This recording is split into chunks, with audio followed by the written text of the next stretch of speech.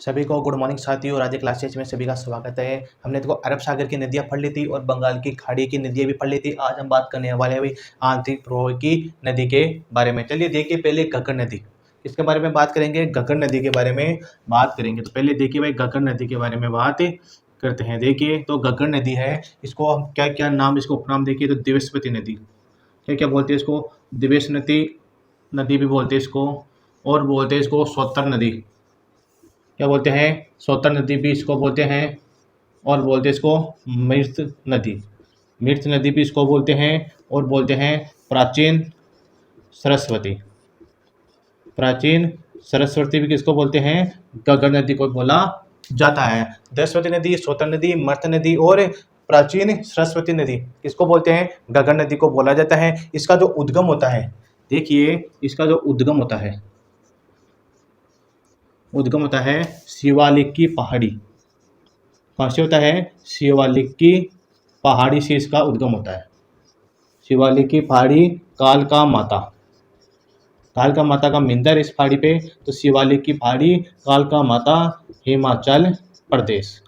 कहाँ से होता है, हिमाचल प्रदेश से कालका माता का मंदिर, तो शिवालिक की पहाड़ी पे स्थित है, वहाँ से क्या है, तो घग्गर नदी का उद्गम ही होता है। इसका बहाव क्षेत्र क्या है, इसका बहाव क्षेत्र है, देखिए बहाव है किन किन राज्यों में बहती है। एक तो हिमाचल, हिमाचल प्रदेश में, और हरियाणा, फिर आती है पंजाब में, और आती है राजस्थान। यह 4 राज्यों में इसका प्रवाह क्षेत्र है।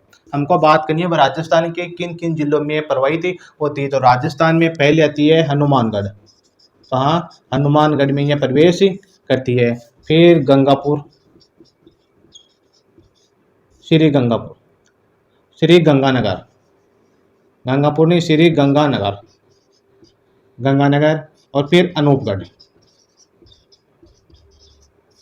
फिर अनूपगढ़ में यह राजस्थान के 3 जिलों में प्रवाहित होती है, हनुमानगढ़ और गंगानगर और अनूपगढ़ में प्रवाहित होती है। चलिए फिर इसके आगे बात करते हैं भाई इसकी, और क्या इसको क्या कहा जाता है भाई, ये क्या है, अंतर्राष्ट्रीय क्या सबसे बड़ी आंतरिक प्रवाह की नदी है। एक ये अंतर्राष्ट्रीय नदी है जो हिमाचल प्रदेश से उद्गम होके पाकिस्तान तक जाती है। कहाँ तक, पाकिस्तान तक जाती है। पाकिस्तान के पोर्ट अब्बास एक स्थान है, वहाँ तक ये घग्गर नदी जाती है। तो चलिए इसके बारे में आगे चर्चा करते हैं।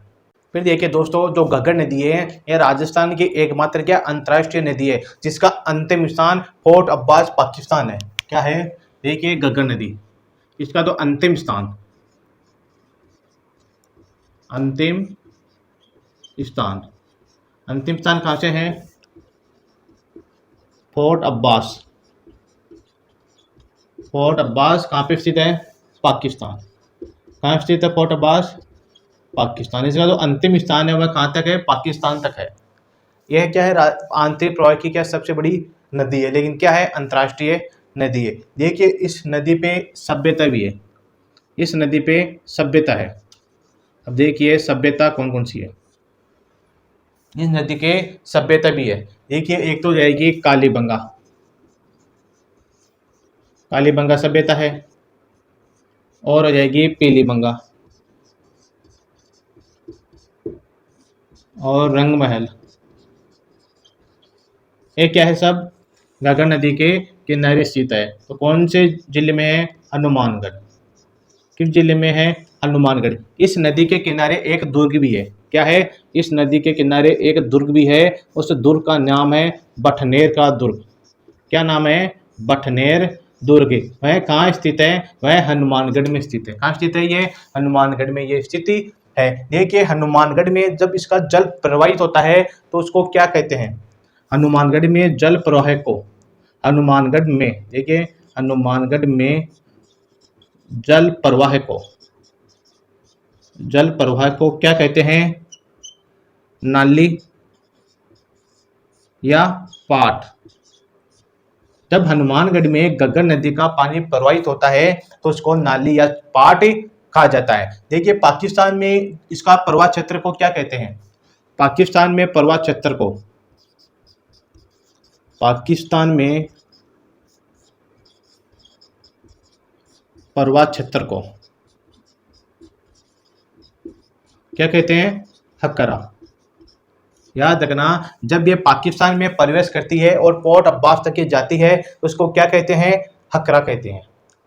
ठीक है, देखिए जो प्राचीन ये क्या है, जो गग्गर नदी है, यह एक सरस्वती, क्या प्राचीन सरस्वती इसका नाम था ना, उपनाम, उसका क्या अवशेष मानते हैं इसको, किसको? गग्गर नदी को।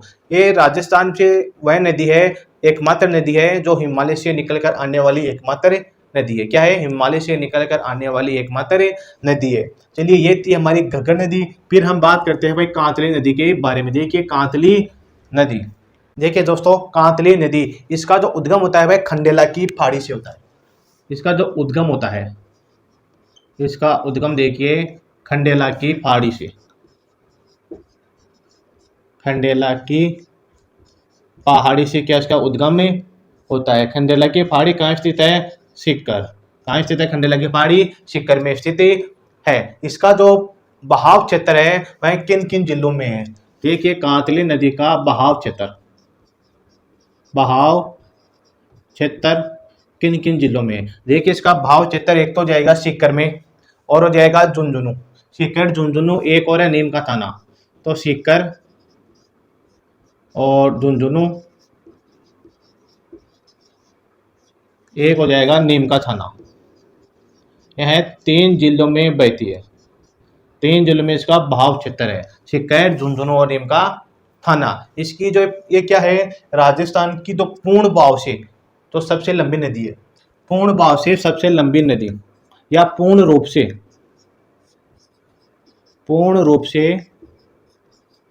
सबसे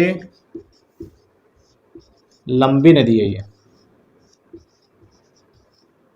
सबसे लंबी नदी है राजस्थान की।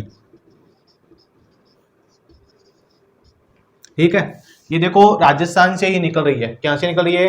राजस्थान से निकल रही है। तो ये पूर्ण रूप से क्या है, राजस्थान की सबसे लंबी नदी है आंतरिक प्रवाह की। क्या आंतरिक प्रवाह की बातें चल रही है तो आपको मालूम होना चाहिए भाई ये पूर्ण रूप से सबसे लंबी नदी किसकी है? आंतरिक प्रवाह की। इसके किनारे सभ्यता है दो सभ्यता है। एक तो गणेश्वर सभ्यता, 2 सभ्यता है इसके किनारे। एक तो रहेगी गणेश्वर सभ्यता, गणेश्वर सभ्यता। ये गणेश्वर सभ्यता कहाँ स्थित है? तो नीमका थाना। कहाँ स्थित है? नीमका थाना स्थित है, नीमका थाने में स्थित है। एक सभ्यता और है, कौन सी है? सुनहरी, नहीं, सुनारी। कौन सी जाएगी? सुनारी सभ्यता। सुनारी सभ्यता कहाँ स्थित है? ये भी नीमका थाना। देखो 2 सभ्यता है, एक तो गणेश्वर सभ्यता, एक सुनारी सभ्यता। दोनों ही कहाँ है? नीमका थाना में स्थिति है। अब देखिए भाई जो कांतली नदी, तो अपना तो नदी क्या, नदी अपवा तंत्र को क्या कहते हैं भाई? कांतली नदी के अपवा तंत्र को क्या कहते हैं? कांतली नदी के प्रवाह तंत्र को या अपवा तंत्र को क्या कहते हैं? कांतली नदी के अपवा तंत्र को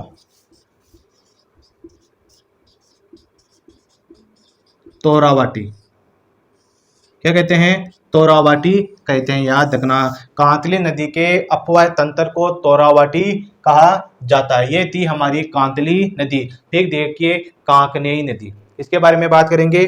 कांकनेई नदी के बारे में बात करते हैं। चलिए देखिए कांकनेई नदी, कांकनेई नदी को और क्या कहते हैं? मसूरदी नदी।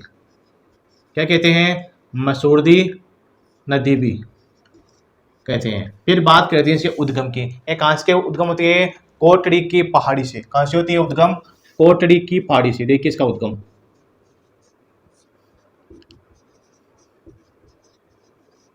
कोटड़ी की पहाड़ी से क्या ये उद्गम होती है? कोटड़ी की पहाड़ी कहाँ स्थित है? जैसलमेर। कहाँ स्थित है? जैसलमेर में ये स्थिति है। इसका जो विलीन कहाँ पे होती है? ये विलीन किस में होती है? विलीन देखिए, ये विलीन होती है भुज झील। इसमें होती है भुज झील में क्या विलीन होती है? भुज झील कहाँ है? जैसलमेर। भुज झील का है? जैसलमेर में स्थिति है। फिर बात करते हैं, वे राजस्थान की सबसे छोटी आंतरिक प्रवाह की नदी है। सबसे छोटी, देखिए सबसे छोटी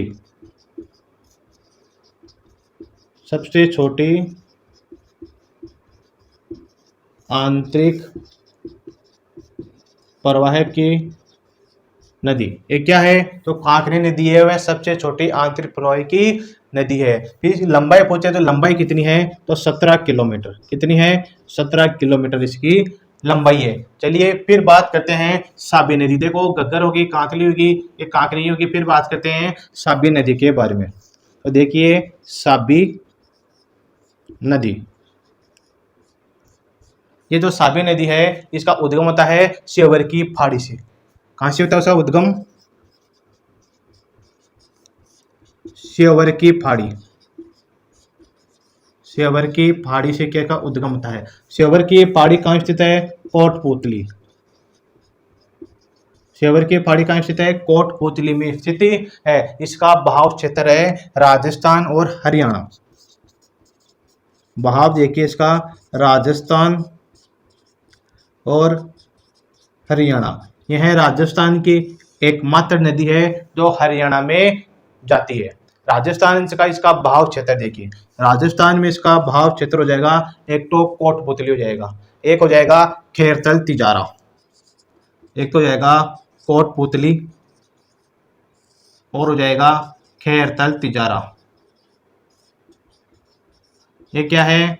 तो साबी नदी। कौन सी? साबी नदी कोटपुतली और खेरतल तिजारे में क्या हो जाएगा? बहाव क्षेत्र। क्या हो जाएगा? बहाव क्षेत्र है। यह राजस्थान की एकमात्र नदी है जो हरियाणा तक जाती है। इस पे सभ्यता भी एक, इस नदी पे सभ्यता है एक। क्या है? सभ्यता।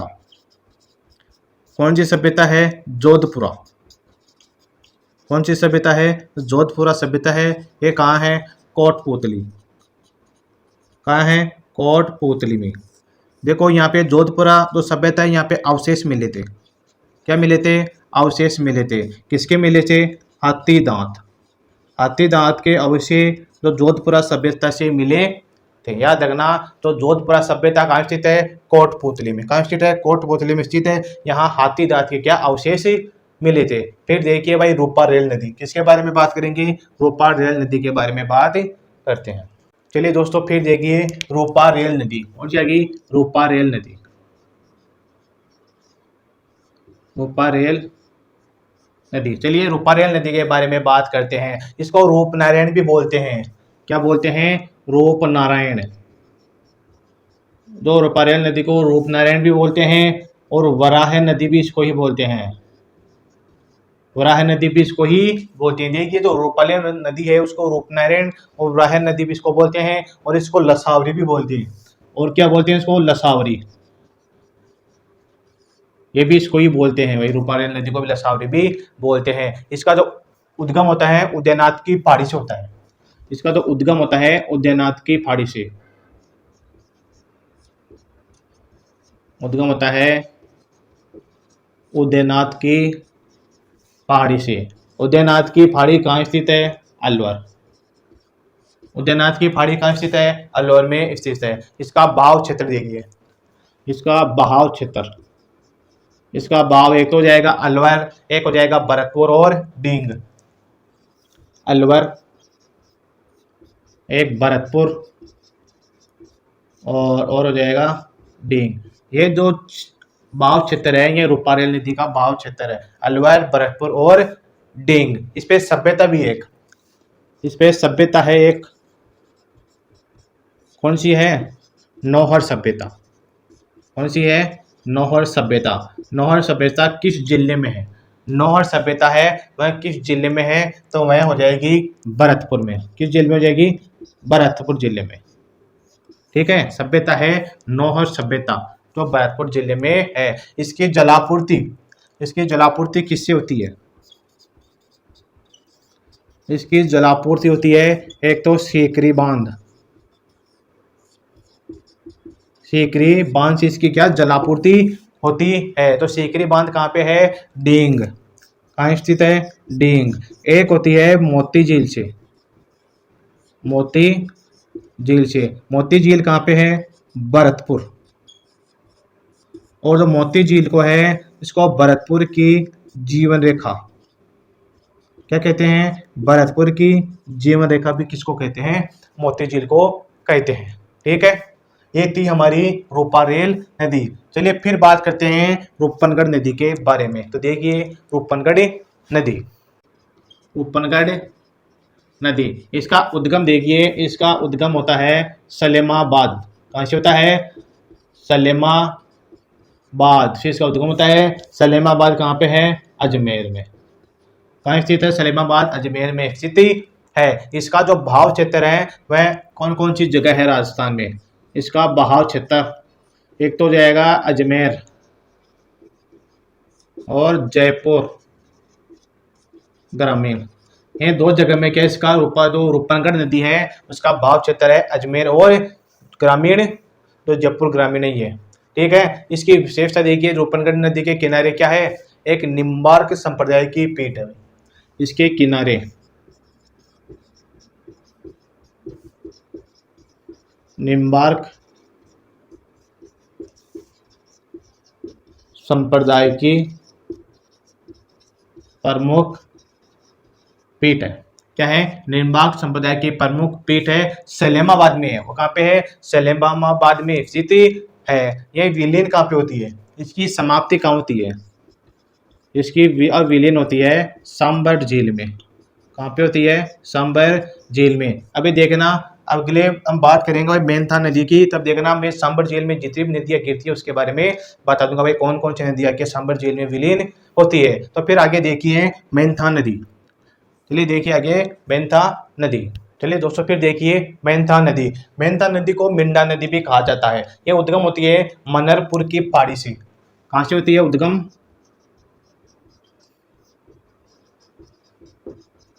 मनोहरपुर की पहाड़ी। मनोहरपुर की पहाड़ी कहाँ स्थित है, जयपुर ग्रामीण। कहाँ स्थित है, मनोहरपुर की पहाड़ी जयपुर ग्रामीण में स्थित है। इसका बहाव क्षेत्र देखिए, इसका बहाव क्षेत्र, इसका बहाव क्षेत्र है जयपुर ग्रामीण और हो जाएगा कुचामन डीडवाना। ये दो जिलों में क्या है, इसका भाव क्षेत्र है। ठीक है, एक तो हो जाएगा जयपुर ग्रामीण और डीडवाना कुचामन। ये विलीन कहाँ पे होती है, ये विलीन होती है सांबर झील में। विलीन कहाँ होती है, विलीन होती है सांबर झील में। कहाँ पे होती है, विलीन होती है सांबर झील में। क्या विलीन होती है, कौन सी, तो मेंथा नदी है। चलिए अब देखिए सांबर झील में गिरने वाली नदियाँ। देखिए ये तो सांबर झील है, क्या है, सांबर झील। इसमें कौन कौन सी नदी आ गई है, तो इधर तो आ गई, देखो पहले खंडेला, एक तो आ गई इधर खंडेला नदी आ गई। ठीक है, फिर आ जाती है इधर खारी नदी, इधर आ जाती है खारी नदी, यदि भी सांबर में आती है। और इधर आ जाएगी है मेंथा नदी, मेंथा नदी। ठीक है, इधर आगे खंडेला, खारी और मेंथा। फिर देखिए एक और आती है रूपनगढ़, इधर आ गई रूपनगढ़। और एक और आ रही है जिसको बोलते हैं ढूंढ। कौन सी है, ढूंढ, ढूंढ नदी। क्या है, ढूंढ नदी है। इसका ध्यान रखना, यह सर्वाधिक लवणता लाती है भाई, सर्वाधिक लवणता लाने वाली कौन सी है, ढूंढ नदी। तो ढूंढ नदी है, ये सांबर झील में क्या सर्वाधिक लवणता लाती है। ये थी हमारी आंतरिक पोहा की नदियाँ। इसमें घग्गर होगी, कांतली होगी, काकरी होगी, साबी होगी, रूपारेल होगी, रूपनगढ़ी होगी, मेंथा होगी। मैंने पहले डाल दिया था भाई, अरब सागर की हो गई थी कंप्लीट, बंगाल की खाड़ी की हो गई थी और आंतरिक प्रवाही की भी कंप्लीट हो चुकी है। कल हम बात करने वाले परियोजना, किसके बारे में बात करेंगे भाई, परियोजना के बारे में बात करते हैं। चलिए हमारी जो क्लास यहीं पे, ये क्लास हमारी पूरी हो गई है, पूरा टॉपिक कंप्लीट हो गया है। चलिए ठीक है, सभी को राज्य क्लासेस की ओर से मोस्ट वेलकम।